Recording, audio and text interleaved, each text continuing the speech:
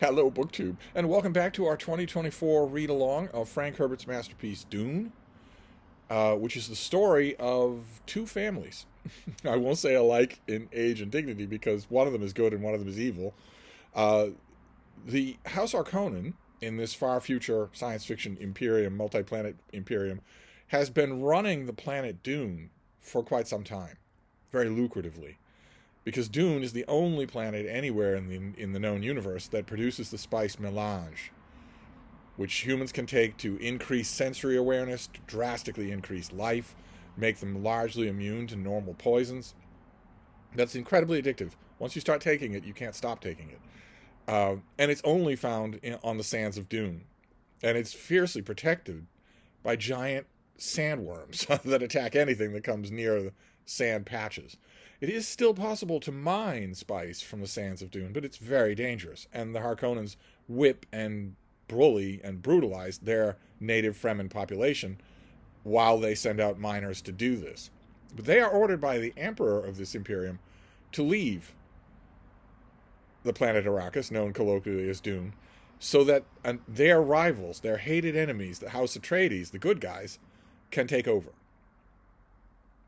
And this is on its face strange. The Duke Leto, the head of House Atreides, knows perfectly well that he must be walking into some sort of trap. Whether or not the Emperor is in cahoots with House Harkonnen, as we learn later he is, House Harkonnen will not go voluntarily from the mother of all golden gooses. And Duke Leto knows that, but he doesn't have a choice. His only option would be to take his family renegade and leave the Imperium. And he doesn't want to do that. So he takes himself and his lady Jessica, an adept of the Bene Gesserit, and his son and heir, Paul Atreides, and all of his household, all of his warlords and whatnot, his advisors, with him to Dune, hoping to make a heroic stand that will somehow work. One of the key components of that plan, apart from simply the amount of bribery money that the spice gives him, is that he and his war advisors think that the native inhabitants of Dune, the Fremen, might be the fodder, the raw material for a fighting force greater than anything, including greater than the Emperor's own Sardaukar, who are his super soldiers that hold the rest of the imperial houses in terror, and who we see later aid the Harkonnen forces to overthrow House Atreides. Duke Leto thinks, given a little time, all I need is a little time,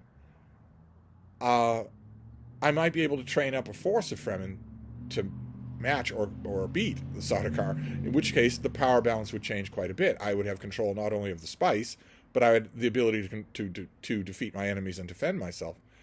But because he has a traitor in his midst, he doesn't get that time. And the plan to overthrow and scatter and destroy House Atreides works.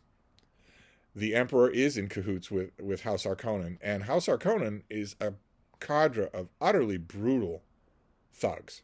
Just utterly brutal, horrible people. Frank Herbert lays their villainy on with a trowel. There's no subtlety involved at all. They're different kinds of evil, but they're all evil.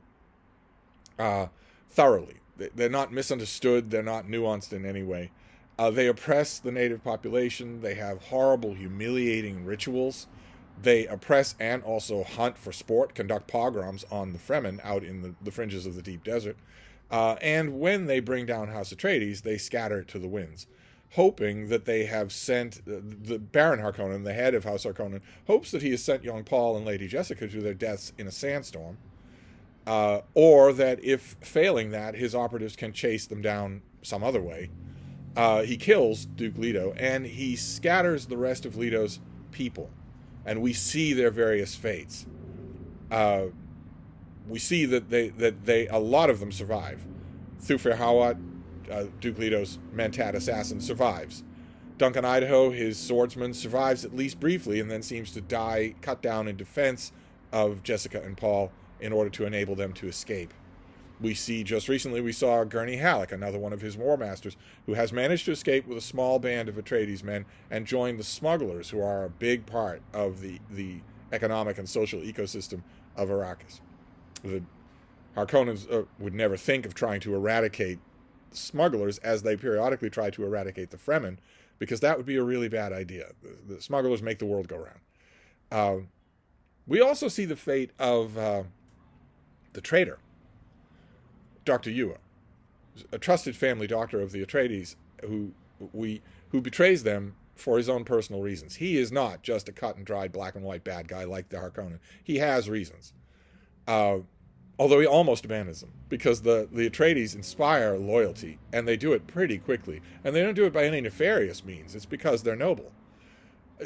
Dr. Yua almost succumbs to that, but he does in the end betray them, and we do see his end. We see what fate awaits him. Same with all of these scattered stories. We're following all of these scattered stories. In the last chapter, we saw that Paul and Jessica are alone in the wilderness until they're not, until they realize they're being followed. We follow all of this aftermath, but there's one bit of aftermath that we haven't seen yet, and we see it in today's chapter. Because when the Atreides get to Dune, they want to know about the place. They've read as much as they can, but the Harkonnen have been in charge for well over a generation, and that puts a throttle on reliable information about these giant sandworms, about the storms that periodically rip across the planet and can strip flesh from bone, about the commerce in the cities, about the spice itself. The Atreides want to learn about this.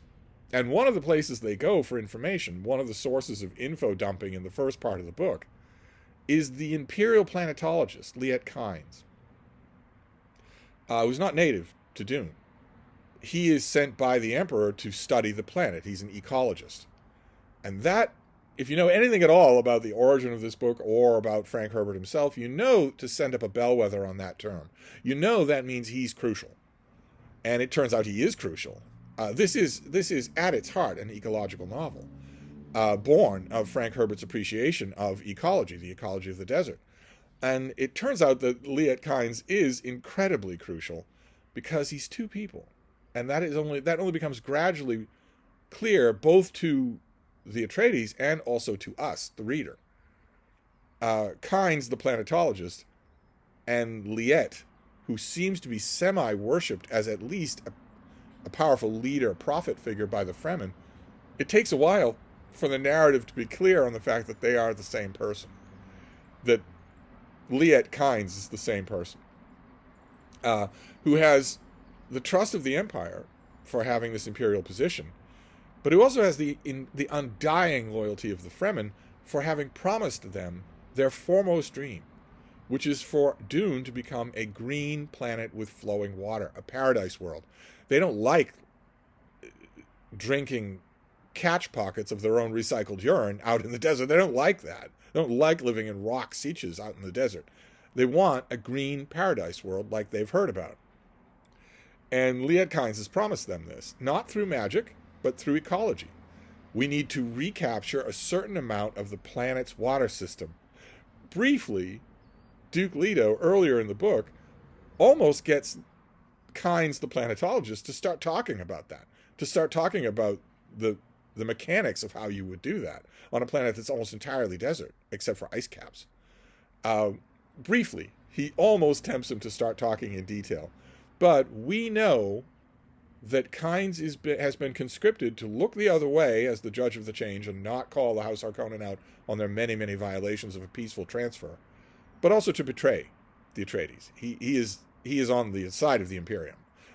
It's never completely clear how much he knows about the Emperor's plans, but he is not supposed to interfere. He is certainly not supposed to align himself with the Atreides, and yet in the great scene that we saw where the Duke saves some spice miners from a sandworm, in just the span of an hour or so that the scene takes, Leet Kin feels a growing affection for the Atreides. And when the downfall of the house happens, he goes out of his way to help Paul and Jessica to escape.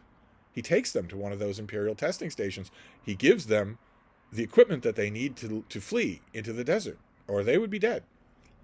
And the narrative doesn't forget that. So in this chapter, we get one last little bit of fallout from the fall of House Atreides, because the Harkonnens are thugs, they're brutes.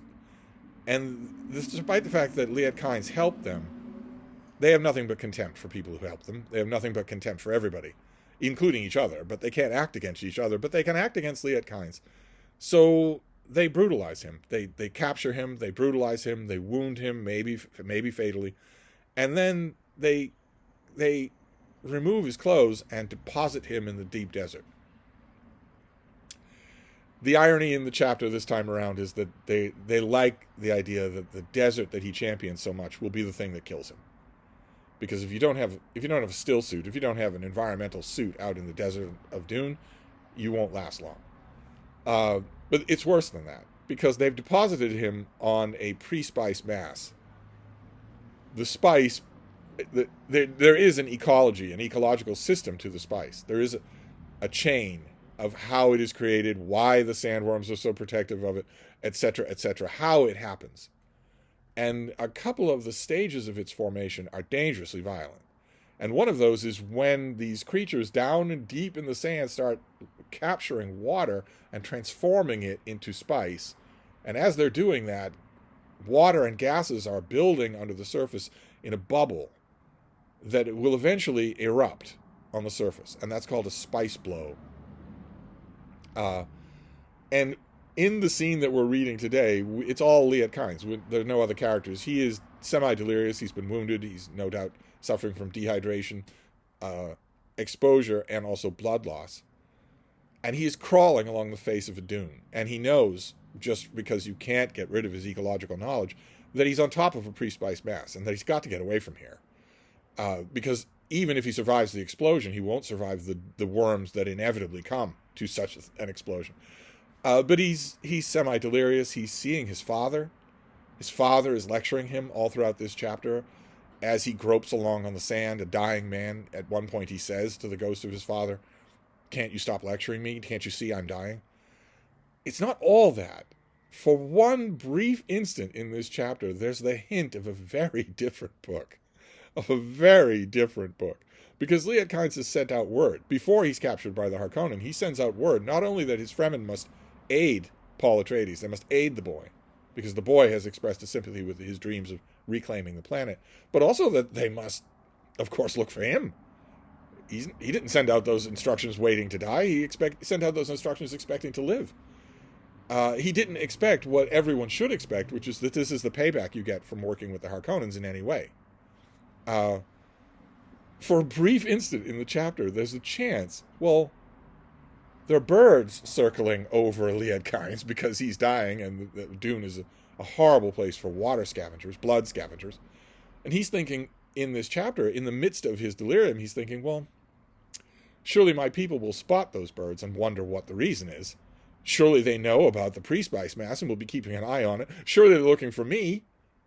And for a second in the chapter, you wonder what would have happened to the book if he'd been right. What if his people had saved him? What a different book that would be. What a different power dynamic that would be.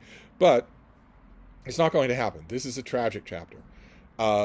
And that's all it is. It's just him talking with the ghost of his father until finally he dies. Until finally the pre-spice mass does explode. And the chapter serves two purposes, one of which is not immediate when you're reading the book for the first time, and the other is. The immediate purpose is, it's like everything else involving Leet Kin's, it's another massive info dump.